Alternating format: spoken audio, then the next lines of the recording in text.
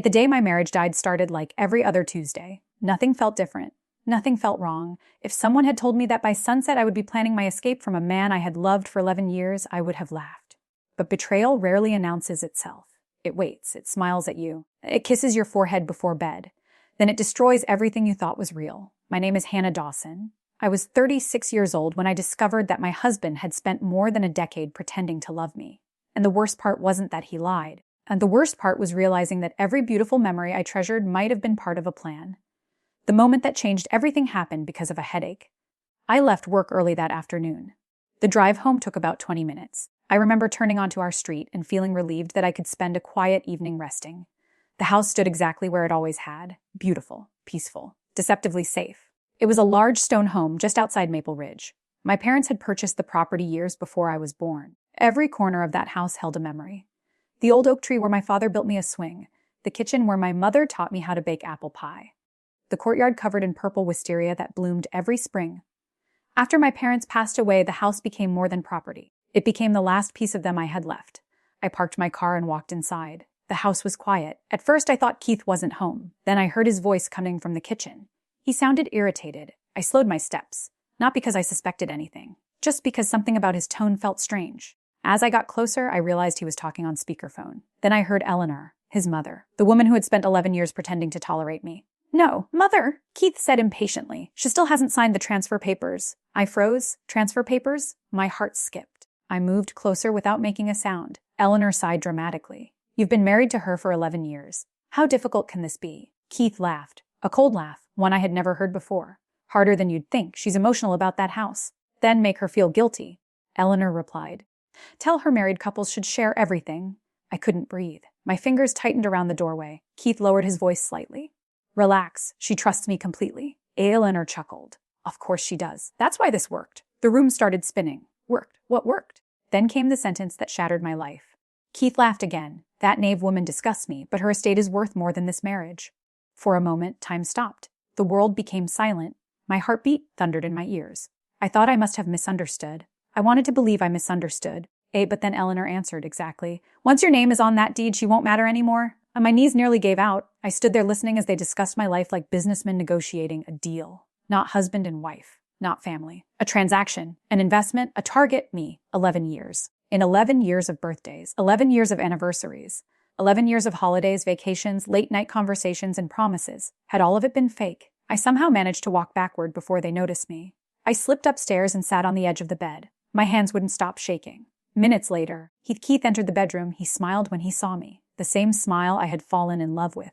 The same smile I suddenly didn't recognize. "Oh, you're home early." I forced myself to smile. "Headache." He walked over and kissed my forehead. "You should get some rest." The urge to scream was overwhelming.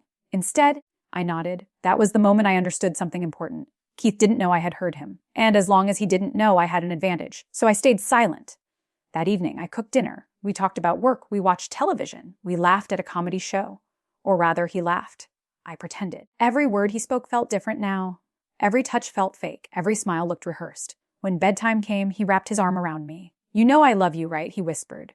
The irony almost made me choke. I stared into the darkness. For years, hearing those words had made me feel safe. Now they made me sick.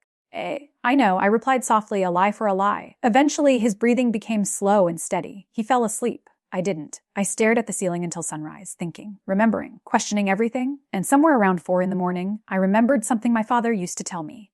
Over and over. For years. "Hannah, never let anyone pressure you into giving away what you've inherited." At the time, I thought he was simply being protective. Now I wondered if he knew something I didn't. The next morning, I made a decision. I wasn't going to confront Keith. Not yet. I wasn't going to cry. I wasn't going to beg for explanations. I was going to find out the truth. Every bit of it. And if Keith had spent 11 years deceiving me, I would make sure his final mistake was underestimating me. I didn't confront Keith. Not that day. Not the next day either. As much as I wanted to throw every plate in the kitchen at his head and demand answers, I knew anger would only help him. If Keith realized I knew the truth, he would have time to prepare. He would hide evidence. He would create excuses. He would turn himself into the victim. No, for the first time in our marriage, I decided to play the game better than he did. That morning, I kissed him goodbye before work. Just like always, I smiled. Just like always. I even told him I loved him. The words nearly burned my tongue. But Keith smiled back without hesitation, because he believed he still had control. What he didn't know was that every second I spent pretending was buying me time. The moment he left the house, I locked the front door and went upstairs. At the back of our bedroom closet was a small wall safe. Keith knew it existed, but he had never cared much about it. He assumed it contained old family keepsakes. In reality, it held something far more important: my father's records. Inheritance documents, property deeds, trust agreements, bank statements, insurance policies. Everything. My father had always been organized, sometimes ridiculously organized. Growing up, I used to joke that he could probably find a receipt from 20 years ago if someone asked. Now I was grateful for it. I entered the code and opened the safe. Inside sat several neatly labeled folders. As I flipped through them, I found myself remembering the last conversation I had with my father before he passed away. I had been sitting beside his hospital bed. His voice was weak, but his eyes were sharp. "Hannah." "Yes, Dad." "No matter how much you love someone, never give away your independence." Or at the time, I thought he was talking generally. A father's advice, nothing more. Now those words felt different, almost like a warning. I carefully packed every document into a briefcase. Then I drove straight to the office of Richard Wallace, my father's attorney. The man had known me since I was a teenager. When his assistant escorted me into his office, Wallace immediately frowned. "Hannah." His eyes narrowed. "Something's wrong." I sat down. For a moment, I couldn't speak, because saying it out loud would make it real. Finally, I placed the briefcase on his desk. "I need help." His expression grew serious. "What happened?" So I told him. Everything. The phone conversation, the property transfer scheme, Eleanor's comments, Keith's laughter, the sentence that had destroyed my marriage. When I finished, the room fell silent. Wallace removed his glasses slowly. Then he leaned back in his chair. "I was afraid of this." I stared at him. "What does that mean?" The lawyer looked uncomfortable, very uncomfortable, and that terrified me. "What does that mean?" I repeated. He hesitated. Then he stood up and walked toward a locked filing cabinet. After unlocking it, he removed an old brown folder. The edges were worn with age. He placed it carefully on the desk. "Hannah," he said quietly, "your father left instructions that this file should only be shown to you under certain circumstances." My stomach tightened. What circumstances? If there was ever evidence that someone entered your life for financial reasons. For a moment, I forgot how to breathe.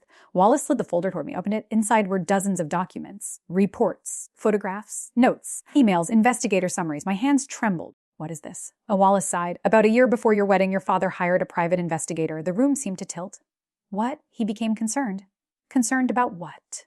Wallace looked directly at me. "Keith." I felt cold. So cold my father had suspected him. Before the wedding. Before I married him, my eyes moved across the first report. The investigator had documented Keith's finances, employment history, debt, personal relationships, everything. Then I found something that made my blood run cold. A photograph. Keith standing beside Eleanor outside a small cafe. The date was printed at the bottom. I stared at it, over and over, because I recognized the cafe immediately. It was where Keith and I first met. The place where I believed fate brought us together. The place where he accidentally spilled coffee on my notebook. The place where our story supposedly began. But the date on the photograph was 3 weeks before that meeting. 3 weeks? My hands started shaking. I looked up at Wallace. "What is this?" His face hardened. The investigator believed the meeting was planned. I couldn't speak. My entire body felt numb. "No." The word escaped automatically. "No." I flipped through more pages, more evidence, more reports, more details. Every page felt like another knife. Keith had researched me before approaching me. He knew where I studied, he knew where I worked, he knew about my parents, he knew about the property, he knew about the inheritance. None of it had been an accident. Nothing. The cafe, the conversation, the flirting, the romance, every step had been calculated, carefully planned, deliberately executed. I felt sick. For years, I had told people the story of how Keith and I met. I thought it was romantic. Now it sounded like the opening chapter of a scam. My eyes filled with tears, not because I missed Keith, but because I missed the life I thought I had. The life that never existed. Wallace handed me a glass of water. "Hannah, your father never had enough evidence to prove criminal intent. That's why he didn't try to stop the wedding." I stared at him. "Then why didn't he tell me?" The lawyer's expression softened. "Because he knew you loved him." That answer hurt more than anything else. Because it sounded exactly like my father. He hadn't wanted to lose me. He hadn't wanted me to choose Keith over him. So instead, he protected me quietly, even after his death. I looked back at the folder. Near the bottom was a sealed envelope. My father's handwriting covered the front. "To Hannah. Only if you discover the truth." My chest tightened. With trembling fingers, I opened it. Inside was a handwritten letter, and the first line instantly blurred through tears. "My sweet girl, if you're reading this, then my fears were justified." I stopped, closed my eyes, and took a deep breath. Then I continued. "I pray I'm wrong. I pray this letter never reaches your hands. But if it does, I need you to remember something. And you are stronger than you think. Money can be replaced. Property can be sold. A broken heart can heal. But your self-respect is priceless. Never sacrifice it for anyone, not even the person you love most. As tears rolled down my face, I kept reading. If Keith has betrayed you, understand this: the betrayal is his shame, not yours. Trusting someone is not weakness. Loving someone is not foolishness. The fault belongs to the person who abuses that trust, not the person who gave it. I covered my mouth, trying not to cry, trying not to break apart in front of Wallace. The final paragraph was short, but it changed everything. If the day comes when you discover the truth, do not run from it. Face it, finish it, and then build a life so beautiful that the people who tried to destroy it become nothing more than a chapter in your story. Love always, Dad. For several minutes I couldn't speak. I simply sat there, holding the letter, holding the last gift my father would ever give me. Then something unexpected happened. The grief remained, the heartbreak remained. But underneath both, something else appeared: determination. For days I had felt like a victim, a woman whose marriage had been stolen, a woman whose trust had been exploited. But sitting there in Wallace's office, I realized something important. Keith wasn't holding the winning hand. I was. Because now I knew the truth, and he had no idea. Wallace cleared his throat. Hannah, there's one more thing. I looked up. What? He slid another document across the desk. A financial report. I frowned. Then I saw the numbers, and my heart skipped, because Keith's debt was far larger than I ever imagined. Credit cards, private loans, unpaid obligations, nearly $500,000. I stared at the page. $500,000. Suddenly, everything made sense. The pressure to add his name to the property, the constant conversations about joint ownership, the urgency, the manipulation. Keith wasn't just greedy. He was desperate, and desperate people make mistakes. For the first time since hearing that horrible conversation in the kitchen, I smiled. It wasn't a happy smile. It wasn't a kind smile. It was the smile of a woman who finally understood the battlefield. Keith thought he was hunting me. He had no idea the hunt was about to turn around. And before this was over, I intended to make sure he regretted every single lie he ever told. The drive home from Attorney Wallace's office felt different. A week earlier, I would have spent the entire trip crying. Now I was thinking, planning, watching. For 11 years, Keith had controlled the story. He had decided what I knew and what I didn't. But that was over. Now I was the one collecting information. And the more I learned, the more I realized I had only seen the surface of his deception. When I pulled into the driveway, Keith's car was already there. I checked the clock. 6:15. He usually arrived around 6. For a moment, I sat in my car and looked at the house. The same house that had once made me feel safe. The same house Keith had spent years trying to take from me. I wondered how many times he had stood in those rooms imagining life without me. How many conversations he and Eleanor had shared about my inheritance. How many lies he had told while looking directly into my eyes. Then I took a deep breath and walked inside. "Hey, sweetheart," Keith smiled from the kitchen. His voice was warm, friendly, familiar. It amazed me how convincing he still was. "How was your day?" he asked. "Busy." He walked over and kissed my cheek. I forced myself not to pull away. "You look tired," he said. "So do you." He laughed. "Work never ends. Work." That was becoming one of my favorite lies. Because according to the investigators' reports, Keith spent less time working than I believed. At least recently. Much less. We ate dinner together. Talked about nothing important. The weather. A neighbor's new fence. A television show. Normal married couple conversations. But now I watched him carefully. Every expression. Every movement. Every word. And for the first time, I noticed things I had ignored before. The way he checked his phone constantly. The way he turned the screen away from me. The way he became irritated whenever I asked simple questions. Years ago, I would have dismissed those behaviors. Now they looked very different. After dinner, Keith announced he needed to answer some work emails. Then he disappeared into his office. I waited 10 minutes, then 20, then 30. Finally, I walked quietly down the hallway. The office door wasn't fully closed, just enough to create a narrow gap. I stopped. Inside, Keith wasn't answering emails. He was smiling at his phone, the kind of smile I hadn't seen directed at me in years. My stomach tightened. Then he spoke, his voice soft, almost affectionate. "I miss you too." Silence. Listening. Then another smile. "No, she doesn't suspect anything." My heart nearly stopped. I stood perfectly still. Every instinct told me to walk away, but I couldn't. Not anymore. "I'll see you Friday." He continued. A pause. Then he laughed. "Trust me. Soon none of this will matter." The call ended. Keith stood up. I quickly stepped away from the door and returned to the living room before he could see me. A minute later, he appeared, calm, relaxed, as if nothing unusual had happened. But something had happened, something very important, because now I knew there was someone else. The question was who? That night, I barely slept. Not because I was heartbroken, because I was angry. I had spent years wondering why our marriage felt colder, why Keith seemed distant, why every conversation became an argument. Now I suspected the answer wasn't just money, there was another woman. And somehow that hurt almost as much as the financial betrayal. And the next morning, I made a decision. I hired my own private investigator. His name was Michael Reyes, former law enforcement, professional, discreet, and according to Wallace, one of the best investigators in the state. We met at a small coffee shop across town. I explained everything. The inheritance, the property, the hidden reports, the phone conversation. The suspicious call. Michael listened carefully. Then he nodded. What exactly do you want me to find? The truth? He smiled slightly. Truth usually comes with evidence. Then get me evidence.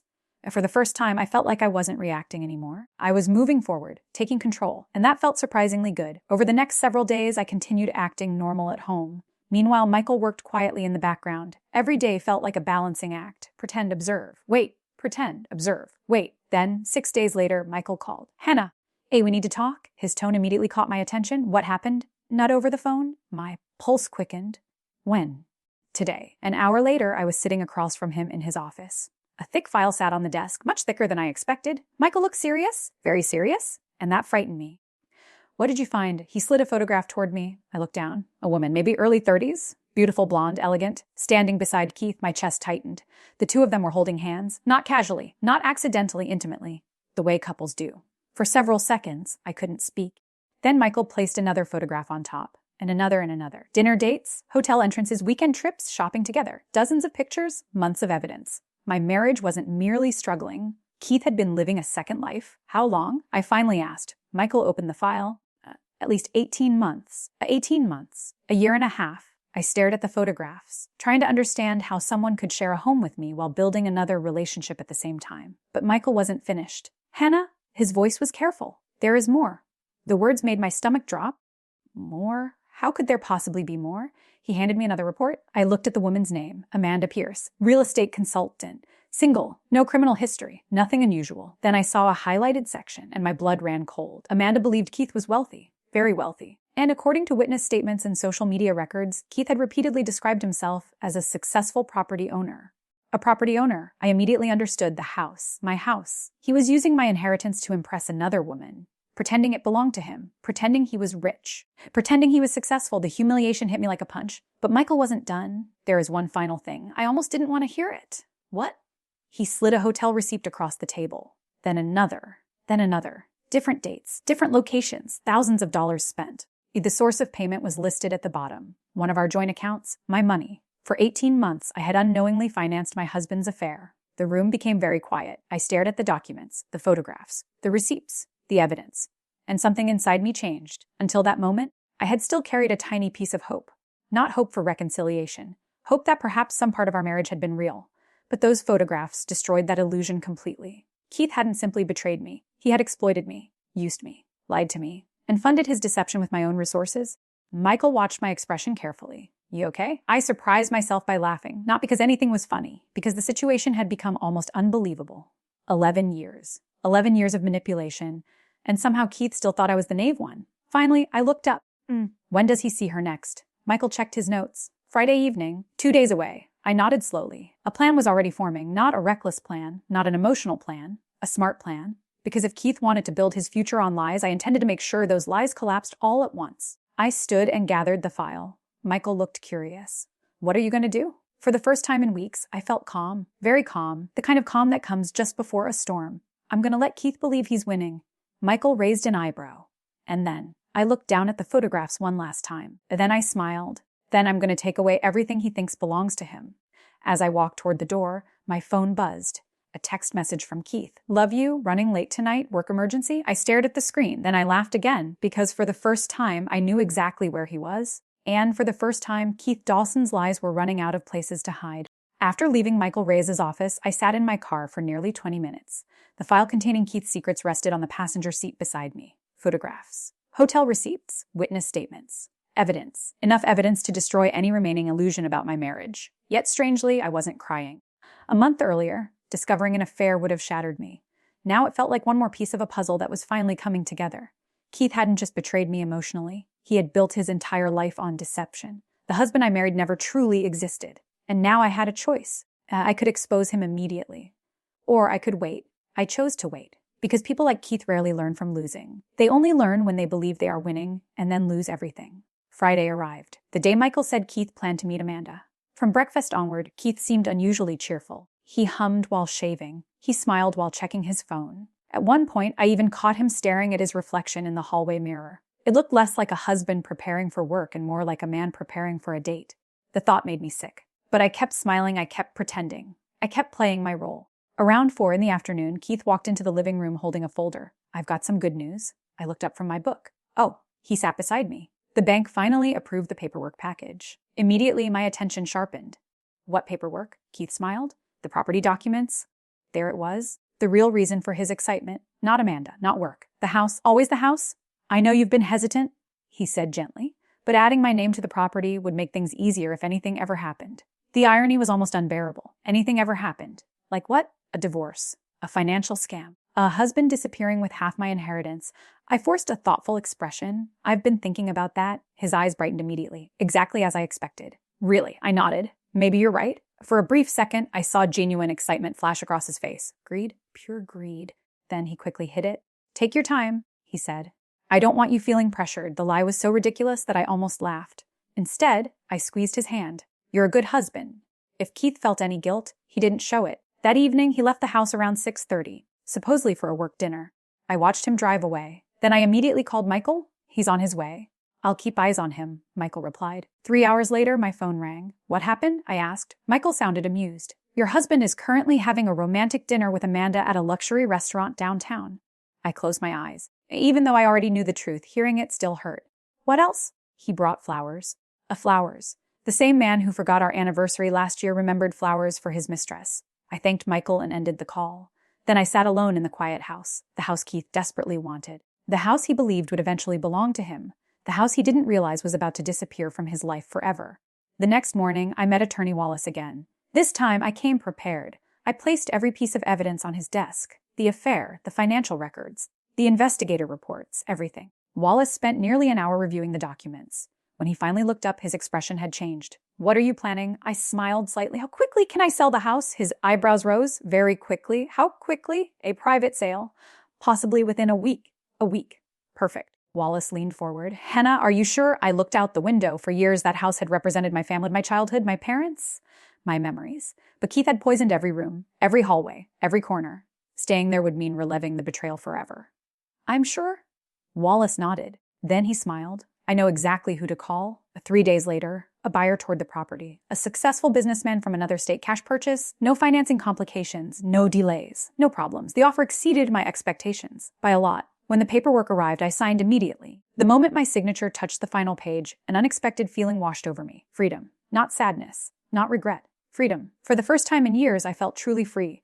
The sale was scheduled to close within days. Keith still knew nothing. Meanwhile, another opportunity presented itself. Amanda, the mistress. At first, I wanted nothing to do with her. As far as I was concerned, she was part of the problem. Then Michael uncovered something interesting.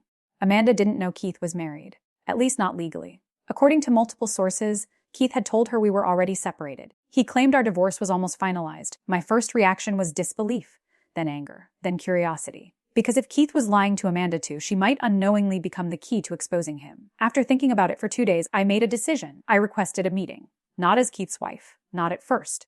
Simply as Hannah Dawson. Amanda agreed. We met at a small cafe downtown. Ironically, it looked very similar to the cafe where Keith had first approached me years ago. Life had a strange sense of humor. Amanda arrived exactly on time. She was attractive, confident, professional. Nothing like the villain I had imagined. When she sat down, she smiled politely. Nice to meet you.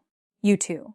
For a few minutes, we made small talk. Then I placed a photograph on the table. A wedding photograph. Mine and Keith's. Amanda's smile disappeared instantly. She stared at the picture, then back at me, then back at the picture. And the color drained from her face? What is this? I took a deep breath. My name is Hannah Dawson. Silence. A long, painful silence. Then Amanda whispered, "New." I nodded. Wes, she looks sick. Absolutely sick. Keith told me. I know what he told you, he said. I know. For nearly an hour, we compared stories. Every lie, every excuse, every manipulation. By the end of the conversation, Amanda looked as shocked as I had felt weeks earlier. The truth was simple. Keith hadn't just deceived one woman. He had deceived two. When we finally stood to leave, Amanda looked at me. What are you going to do? I thought about that question carefully. Then I smiled. Nothing. Her eyes widened. Nothing? Not yet. Because the truth was I already had a plan, a very good plan. Keith still believed the property transfer papers were coming. He still believed Amanda trusted him. He still believed he controlled every piece on the board. What he didn't understand was that the game had already changed. The house was sold. The accounts were being secured. The divorce paperwork was nearly complete. And now even his mistress knew the truth. For 11 years, Keith had treated my life like an investment, a long-term strategy, a prize waiting to be claimed. Soon he would discover something important. The woman he called Knave had learned how to play. And unlike Keith, I wasn't playing for money. I was playing for justice. As I drove home that evening, my phone buzzed. A message from Keith. Can't wait for our future together. Love you. I stared at the text. Then I laughed. Because our future together was already over. The only thing left was watching him realize it. And that moment was coming much sooner than he imagined. The following week became the most difficult week of my life. Not because I doubted my decision, not because I missed Keith, but because pretending had become exhausting. Every morning, I woke beside a man I no longer recognized. Every breakfast felt like a performance. Every conversation felt rehearsed. Meanwhile, Keith walked through our home with the confidence of someone who believed victory was just around the corner. The closer he thought he was getting to my inheritance, the happier he became. And the happier he became, the more obvious his greed looked. 3 days before the sale of the house officially closed, Keith came home carrying a bottle of expensive wine. That alone was suspicious. Keith wasn't generous unless he wanted something. Hannah, he said with a bright smile, I thought we should celebrate Celebrate what? He kissed my cheek. Use. I nearly laughed. The word sounded ridiculous now. Still, I played along. That's sweet. And we sat together in the dining room. He poured wine into 2 glasses. Then he raised his own. To the future, I lifted mine. To the future. The difference was that only one of us knew what that future actually looked like. As the evening continued, Keith slowly guided the conversation exactly where I expected. The house, the deed, the property transfer, his favorite subjects. I've been thinking, he said casually, maybe next weekend we should finally meet with the attorney. I pretended to consider it. You mean about adding your name? He nodded. Only if you're comfortable, of course. There it was again, the fake concern, the carefully crafted patience, the act. I smiled. I think you're right. His eyes lit up instantly. A flash of excitement crossed his face before he managed to hide it. For a split second, I saw the real Keith. Not the loving husband, not the charming partner. The opportunist. The man who had spent 11 years waiting for this moment. He reached across the table and squeezed my hand. You have no idea how much that means to me. Actually, I did. It meant everything to him. Because he believed he was finally about to win. And that made what happened next even more satisfying. 2 days later, the sale of the house officially closed. The funds were transferred. The paperwork was completed. The property no longer belonged to me. And more importantly, it definitely didn't belong to Keith. Attorney Wallace called me that afternoon. It's done. I sat quietly for a moment. A chapter of my life had ended. Oddly enough, I felt peaceful. Thank you. How are you feeling? I looked out the apartment window of the temporary place I had already rented. Free. Wallace laughed softly. Good answer. That evening, Keith returned home, unusually excited. Apparently, he had spent the day imagining his future. Unfortunately for him, reality had other plans. After dinner, he sat beside me on the couch. So I've scheduled a meeting, I looked at him, a meeting with a property attorney. His confidence was almost impressive. That's fast. He smiled.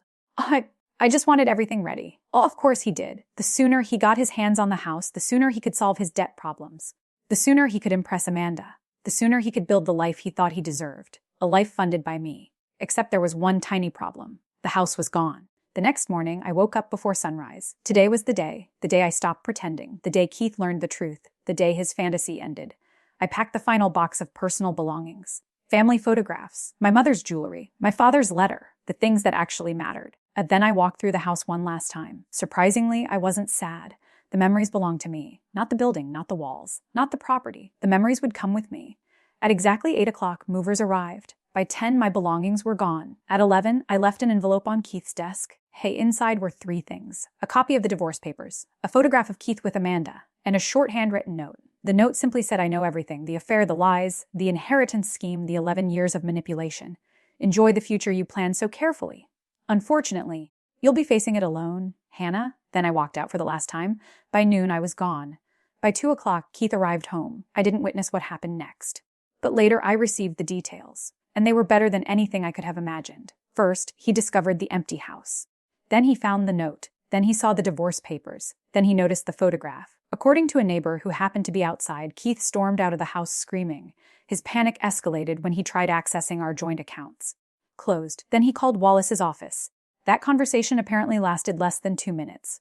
Because Wallace informed him of something very important. The house had already been sold. There was no property left to claim.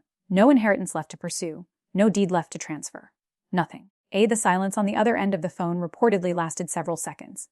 Then Keith exploded, demanding answers, threatening lawsuits, accusing everyone of conspiracy. Wallace calmly reminded him that the property had always belonged solely to me. Legally. Completely. Undisputed. Keith had never owned a single piece of it. Not one brick. Not 1 inch of land, not $1 of equity, nothing. The call ended shortly afterward. Then came the best part, Amanda. Remember, Amanda now knew everything. She had waited patiently for Keith to expose himself. The moment he called her for sympathy, she ended the relationship. Immediately. No second chances, no explanations, no dramatic goodbye. She simply informed him that she wasn't interested in dating a married con artist. Then she blocked his number. Just like that. In a single afternoon, Keith lost the house he thought he would inherit, ate the wife he thought would never leave, the mistress he thought admired him, and the future he thought belonged to him.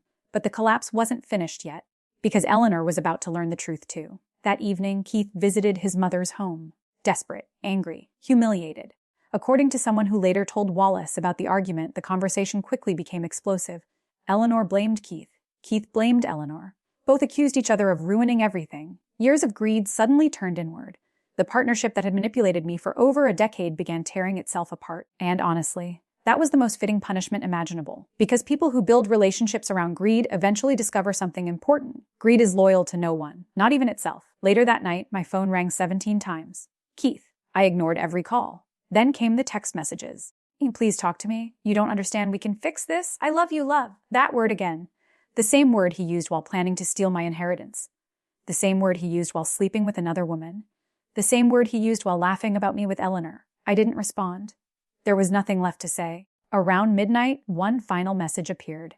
This one was different, not begging, not apologizing, angry, desperate, threatening. You'll regret this. I stared at the screen. Then I smiled, because Keith still didn't understand. He thought losing the house was the punishment. He thought losing Amanda was the punishment. He thought losing the marriage was the punishment. He was wrong. The real consequences were only beginning. And very soon, he would learn that some mistakes cost far more than money. 3 months after I walked away from my marriage, Keith Dawson was no longer the confident man who believed he had life figured out. The man who once spoke about my inheritance as if it already belonged to him was now struggling to hold together the pieces of the life he had destroyed himself. And the strange thing was, I didn't have to lift a finger. The truth did all the work for me. After the divorce papers were filed, Keith fought back at first. Not because he loved me, not because he wanted to save our marriage, but because he was desperate. Desperate people cling to whatever they think can still save them. He hired an attorney and tried to challenge the divorce. He claimed he deserved compensation. He argued that he had contributed to the marriage. He even suggested that I had acted unfairly by selling the house without telling him. Unfortunately for him, facts are stubborn things. Attorney Wallace presented everything. The inheritance documents, the trust agreements, the financial records, the evidence of his affair, the private investigator reports, the messages, the photographs. Every lie Keith had built over 11 years collapsed under the weight of the truth. One by one, piece by piece, there was nowhere left to hide. The judge wasn't impressed. In fact, the hearing ended far faster than Keith expected. His claims were rejected, and his attempt to gain access to my assets failed completely. Legally, he walked away with nothing. Absolutely nothing. I expected to feel victorious. Instead, I felt relieved. There is a difference. Victory is about defeating someone else. Relief is about finally escaping them. And that's exactly what happened. For the first time in over a decade, Keith no longer had a place in my life. No phone calls, no arguments, no manipulation, no lies. Just silence. Beautiful silence. But life wasn't finished teaching Keith lessons.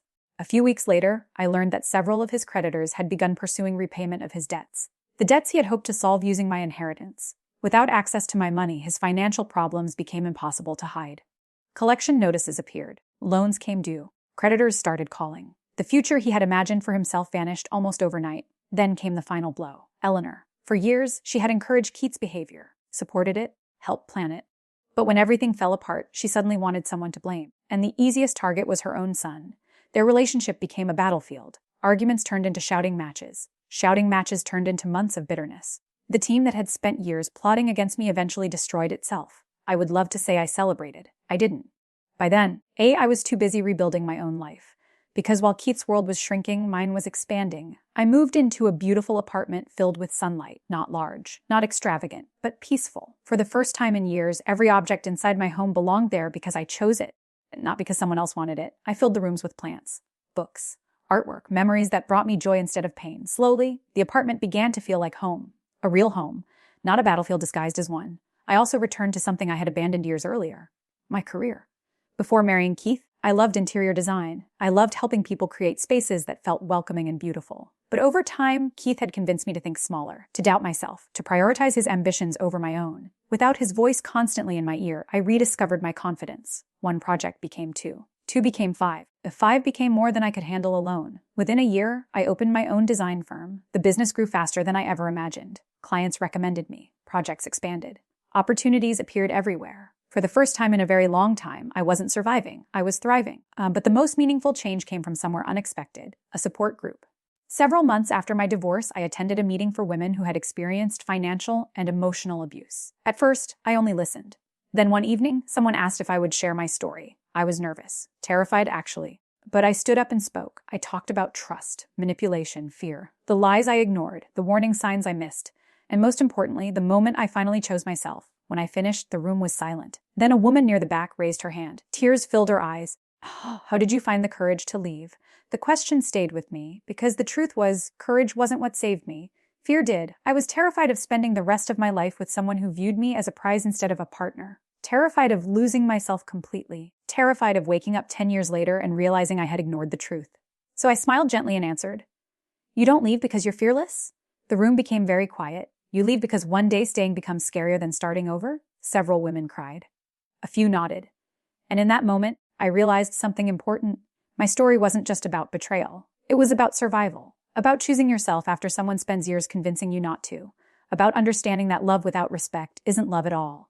A year after the divorce was finalized, I visited my parents' graves. It was a warm spring morning. The same season when the wisteria used to bloom around the old family house, I carried fresh flowers, my mother's favorite. As I stood there, I thought about everything that had happened. The lies, the heartbreak, the investigation, the ending. And strangely enough, I felt grateful. Not for the pain, not for the betrayal, but for the lesson. Because losing Keith forced me to find myself again.